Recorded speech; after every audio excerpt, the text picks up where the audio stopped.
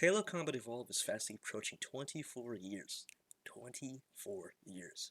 A figure that we have grown up with but now hardly acknowledged. In fact, the UNSC Covenant War itself only lasted 27 years, something remarkably close.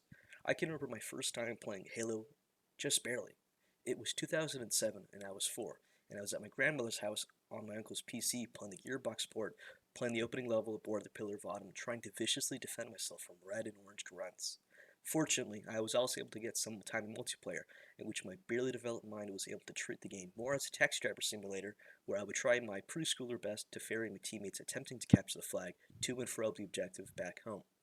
It would not be until years later that I would play another Halo title, and this time properly engross myself in the IP until Halo Reach came out. I instantly adored it, and I felt enamored by every aspect I could grasp: the campaign, the multiplayer, the custom lobbies, and the forge. One of the fondest memories I've ever had in my life was in 2014. I was playing at my friend's house on multiplayer as my access to Xbox Live/Gold at the time was spotty and inconsistent, but in that evening we've done so much that I can just remember. We tried to see who could, by himself, survive the longest on Lone Wolf. We got into verbal arguments with grown adults as a gag of 11 to 12-year-olds, and more importantly, we got into a Smurfy 18 custom lobbies and did all sorts of minigames that the names of that I just can't remember anymore. Halo Reach got me hooked, and I wanted more. I got into Halo 4, then Halo 3, but then Halo 5. Something was off. Something foul. With the newer titles and something that I want to describe was off, my 12-year-old self found it hard to put into words.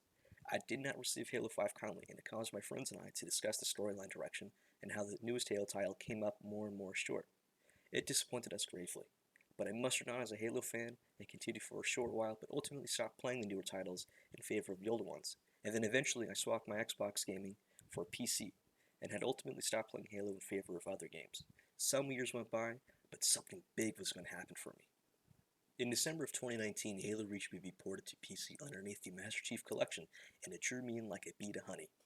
Additionally, the year prior, E3 2018 would come out and tease a new game, Halo Infinite. I continued to play MCC for some time, and then when Workshop support was released, I engorged myself with mods, namely the Prometheus mod for Halo Reach, which acted as a complete overhaul, and the Marine mod for Halo 3, which added a new layer of difficulty that I then graciously used with Legendary to punish myself. But at the same time, Halo Infinite came out. I was shamelessly excited for the new game, thinking, if it looks this good, then it must be this good. After eating up the new trailers, the Halo flights, and then the open beta, but I fooled myself. It became abundantly apparent to me that although Infinite played well, it wouldn't last long as it felt unpolished, unfinished, and ultimately stale. This caused me to become more critical of 343, more than my initial disliking of them for the MCC launch on console in 2014, the absurd art designs of 4 and 5, and the mishandling of the remake of Halo CE. I felt shattered, like the IP that became my close friend growing up almost betrayed me and had done so for no reason. I tried to reconvince myself that 343 could steer the Infinite ship back to something popular and that Halo was back and could be Juggernaut, but it simply never came to pass. It never could. Halo Infinite, the constant reshuffling of staff, the poorly executed visions of each 343 storyline that only served to contradict each other, it burned me. Then the TV show came out. My disheartened feelings towards Halo turned into frustration and actualized betrayal as I had readily adopted the feelings that Halo was dead and it had killed itself. I abandoned Halo as an IP altogether, and the sheer sight of anything Halo related only proved to aggravate me, as I felt Halo, under 343, now Halo Studios, and Microsoft's tenure, was a mockery of itself, sheer incompetence at its highest level. I swore off Halo, and by 2022, my interest, my fire, my personal spark for the whole entire series had all been extinguished. But do you know what it's like to rekindle that spark? To replace scorn with intrigue? To find passion in what you've believed to be dead? I'd like to talk about that. But first, let's talk about what that actually is. Halo Reach Slipspace is a mod that officially came into public knowledge on April 13th, 2025, with Imperative Vegetarius, the mod creator himself, releasing a video on his work in progress creation. It debuted the main roster for both factions, the main weaponry they will rely on, and some mod-specific mechanics.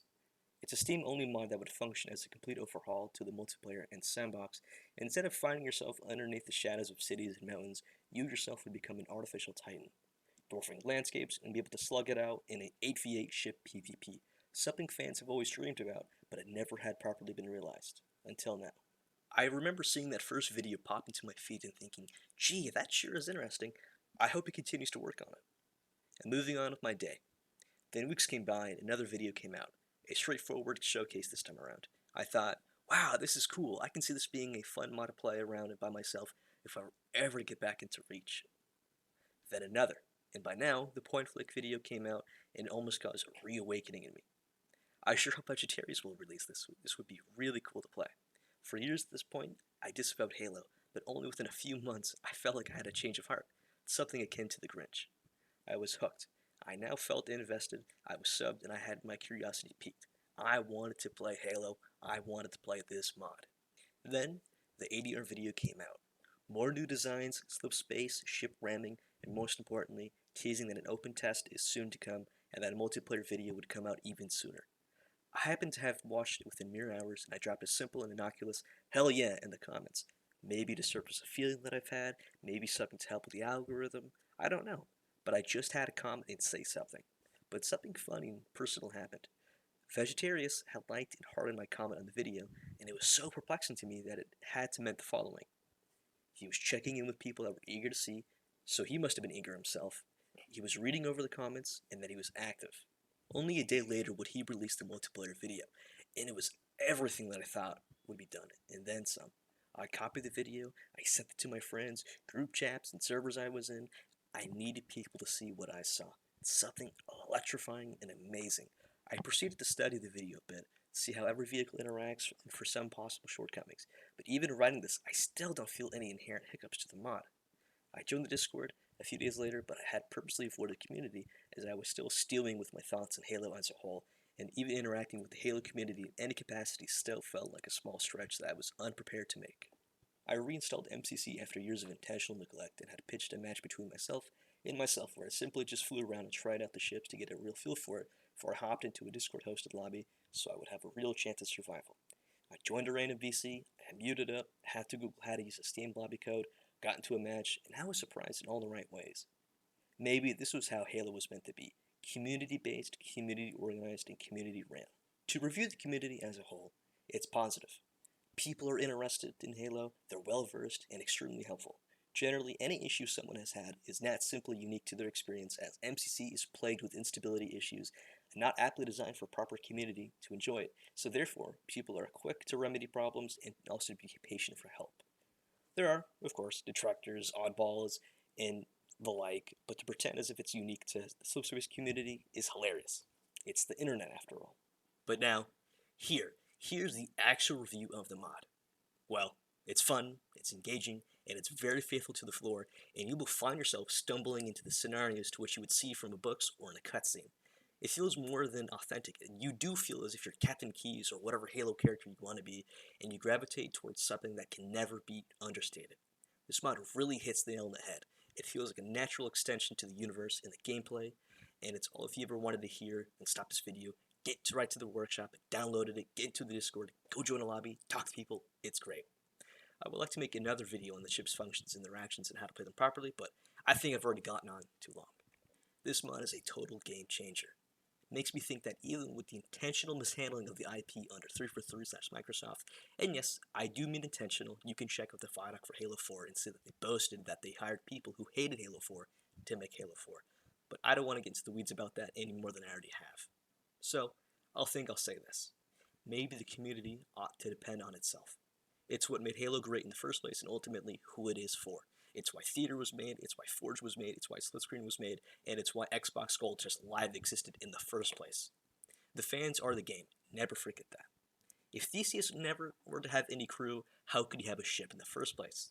Let alone replacing the rot, the crew, or himself. But who knows? I'm just a moron. Thank you anyone if you're still here, and thank you Imperative Vegetarius if you somehow stumbled into this video. You did better than great.